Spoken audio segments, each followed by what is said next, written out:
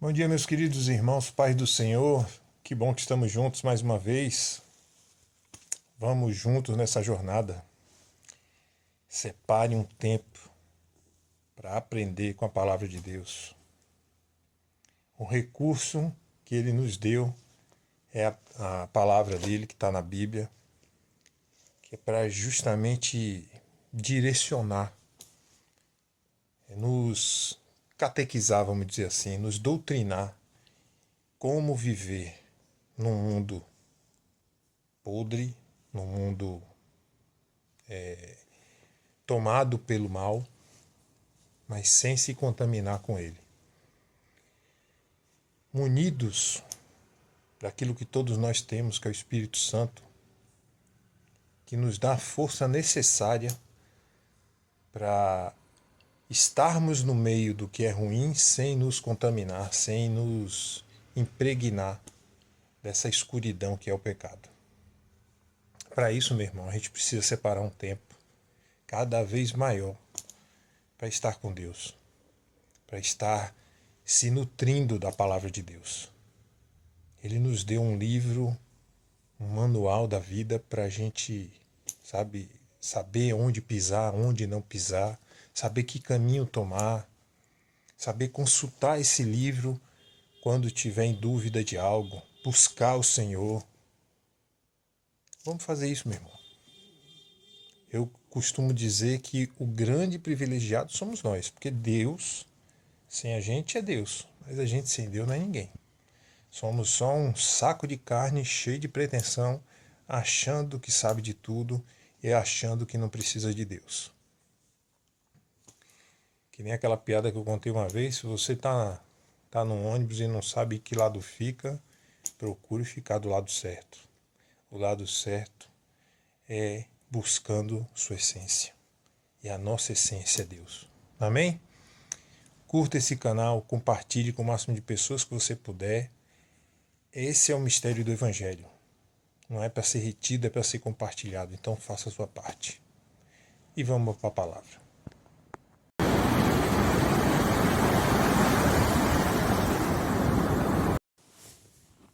Meus amados, preste atenção nessa passagem de Isaías 5, do versículo 1 ao 7.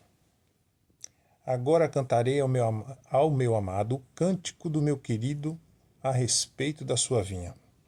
O meu amado tem uma vinha no outeiro fértil, e a cercou e a limpou das pedras, e a plantou de excelentes vides, e edificou no meio dela uma torre, e também construiu nela um lagar. E esperava que desse uvas, mas deu uvas brabas. Agora, pois, ó moradores de Jerusalém e homens de Judá, julgai-vos, peço, entre mim e a minha vinha. Que mais se podia fazer a minha vinha que eu lhe não tenha feito? E como, esperando eu que desse uvas, veio a produzir uvas bravas. Agora, pois, vos farei saber o que eu hei de fazer à minha vinha. Tirarei a sua sebe, para que sirva de pasto. Derribarei a sua parede, para que seja pisada. E a tornarei em deserto. Não será podada nem cavada, mas crescerão nelas sarças e espinheiros. E às nuvens darei ordem que não derramem chuva sobre ela. Porque a vinha do Senhor dos Exércitos é a casa de Israel, e os homens de Judá são a planta das suas delícias. E esperou que exercessem juízo, e eis aqui opressão. Justiça, e eis aqui clamor. Meus irmãos, para quem ainda não entendeu, o dono da vinha é Deus, e a vinha plantada somos nós. E Deus plantou o homem na terra e esperava que o homem, que a vinha dele se tornasse em obediência ao Senhor uvas doces, uvas deliciosas, como é que eu posso dizer aqui, de primoroso paladar, Mas nós escolhemos sermos uvas bravas, aquelas que não se come, azeda, rebelde. Essa rebeldia tem um nome, pecado. Perceba, meu irmão, principalmente para aqueles que gostam de atribuir, principalmente, tudo de ruim a Deus. Veja que há um momento em que Deus diz assim: julgue entre mim e minha vinha, né? O que eu deveria fazer porque eu fiz tanto, eu cuidei tanto, eu fui tão zeloso para que a minha vinha desse retorno e ela não deu. O que mais o dono da vinha pode fazer? Se o retorno de tanto amor, de tanto zelo, de tanto cuidado, tanto carinho, foi justamente o inverso do que ele esperava. Fogo. É, tem na palavra dizendo que quando a videira não dá, quando a videira não, perdão, quando a árvore não dá fruto, ela é cortada e lançada no fogo. Meu irmão, como eu disse, tem muita gente que gosta de dizer assim: ah, isso aconteceu, foi Deus, que Deus é um tirano, porque Deus isso, Deus aquilo. Ele pode tudo. Ele até poderia ser esse Deus que a maioria de nós pinta, né? Na hora que o sapato está apertando bem em cima do calo, está machucando, e a gente, em algum momento da vida, blasfema ou blasfemou, né? Murmurou, resmungou. Todo mundo já fez isso. E aí atribui a culpa a Deus, porque a gente busca culpados. Mas a grande verdade é que assim, ó, nós fomos criados para adorar o Senhor e para viver em comunhão com Ele. Foi para isso que o Senhor nos criou. Para o adorar e para viver em comunhão com Ele, para ter um relacionamento com Ele.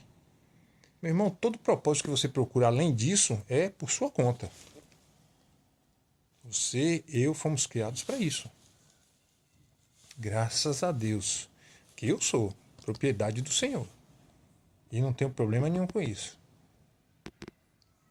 Agora, Deus, por ser bom mesmo, muito bom, Ele nos deu aquilo que todo mundo conhece, mas não sabe usar, e não sabe como usar e para que usar, que é o livre-arbítrio. Ele nos deu capacidade, raciocínio, né? Por isso fomos feitos à imagem e semelhança dele, para que a gente pudesse pensar, para que a gente pudesse nomear os animais, para que tudo que Deus criou na terra fosse submisso ao homem, animal, planta, mar, tudo. Olha aí como é que está a tecnologia. Mas o que acontece é escolha. Se a tua vida não vai bem, irmão, não tem nada a ver com Deus. Tem a ver com o caminho que você escolheu trilhar. E isso é um atributo só seu, não tem nada a ver com Deus. Ele nos deu livre-arbítrio, não foi para fazer o que quiser. Foi para escolher a Ele por livre e espontânea vontade. Foi para que partisse de nós espontaneamente dizer: eu escolho Deus. Eu quero Deus. Eu quero minha essência. Eu quero viver para o Senhor. Eu quero obedecê-lo. Mas, infelizmente, desde o momento do Éden, nós temos a natureza do mal instalada em nós, do pecado. Porque um dia, por conta de um homem, nós pecamos e carregamos esse estigma do pecado. Mas também, como diz a palavra, por causa de um homem, fomos livres do pecado porque tivemos a nossa vida, a nossa salvação comprada com sangue de um inocente. Então, meu irmão, entenda só uma coisa. O que define e o que direciona a sua vida até o exato momento está sendo você. Por isso está essa porcaria que está aí. Por isso que está esse mar de amargura, porque você está se apegando com sua vaidade, está se apegando com seu egoísmo, com aquilo que você persegue aquilo que você quer alcançar, que no final é vaidade pura, você não está vivendo o propósito da sua vida. Agora, quando você começar a vivê-lo, pode ter certeza, tudo vai mudar. Mas você precisa escolher isso. Essa escolha precisa ser de verdade. Não é, acabei de saber que se eu escolher a Deus, então eu vou. Deus não se engana. Sua escolha precisa ser do fundo do coração, porque o Senhor sonda os corações. Ele sabe quem está sendo verdadeiro e quem é mentiroso.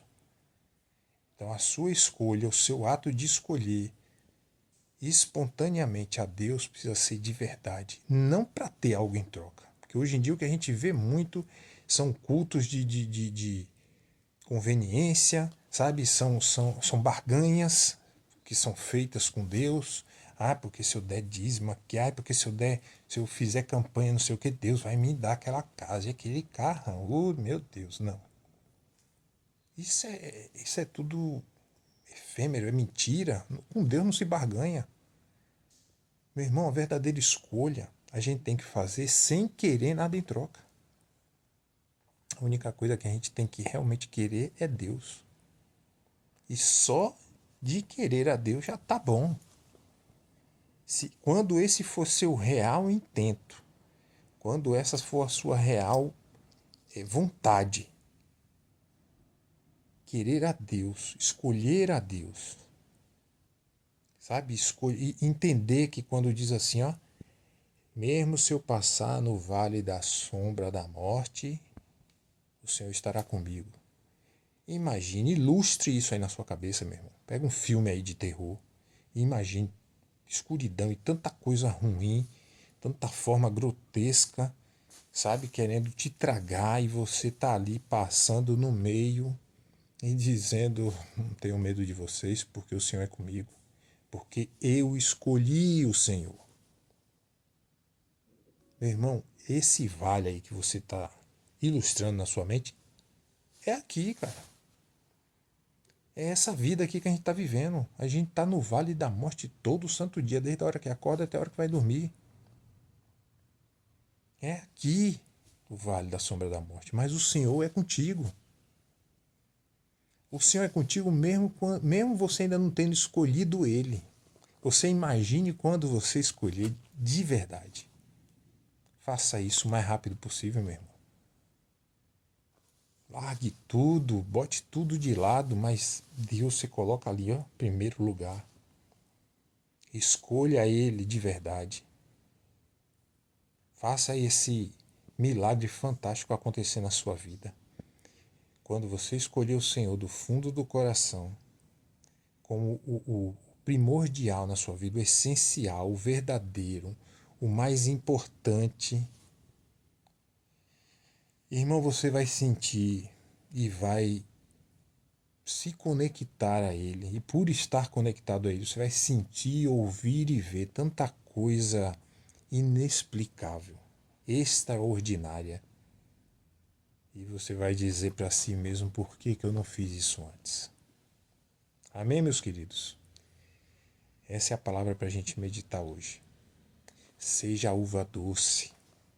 Seja o fruto que o Senhor espera que cada um de nós sejamos. Ele já zelou e zela muito pela gente. Cuida. Nos coloca em primeiro lugar. Então faça o mesmo por Deus, nem que seja em reciprocidade ao que Ele já faz por cada um de nós. Amém, meus queridos? Até a semana que vem.